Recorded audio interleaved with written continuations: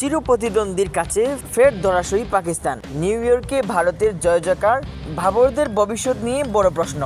ভারত বনাম পাকিস্তান মাঠের লড়াই ছাপিয়ে যা হয়ে দাঁড়ায় দুই দেশের কোটি কোটি মানুষের সম্মান আর আবেগের যুদ্ধ।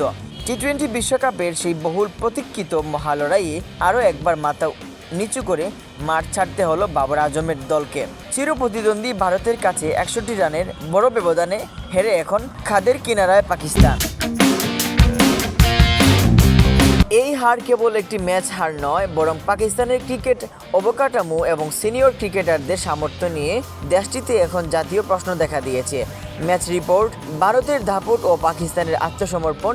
ম্যাচ শুরুর আগে থেকেই ভারত ছিল আকাশচুম্বী, তবে টস জিতেই ব্যাটিংয়ে নেমে ভারত শুরু থেকেই আক্রমণাত্মক মেজাজে ছিল।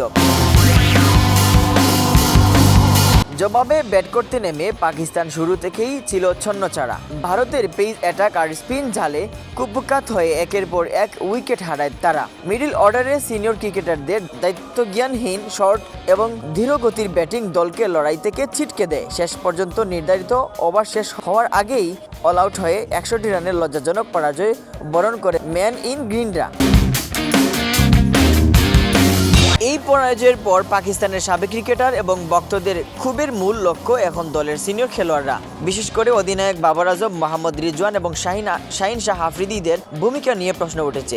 দায়িত্বহীন ব্যাটিং, গুরুত্বপূর্ণ সময়ের অভিজ্ঞ ব্যাটারদের ব্যর্থতা দলকে বারবার ডুবিয়েছে। জাতীয় প্রশ্নের মুখে ভবিষ্যৎ। পাকিস্তানের ক্রিকেট বিশ্লেষকরা বলেছেন, এই দলটির খুলসা পাল্টানোর সময় এসেছে। কেন বারবার ভারতের বিপক্ষে মানসিকভাবে ভেঙে পড়ছে পাকিস্তান, তা এখন বড় দুশ্চিন্তার বিষয়।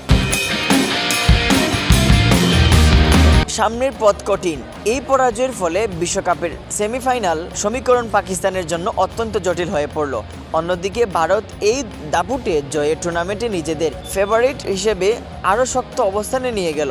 পাকিস্তানের অসাধারণ ভক্তদের কাছে এখন প্রশ্ন একটাই, কবে শেষ হবে এই পরাজয়ের বৃত্ত? Mahmud Yahya, CS news.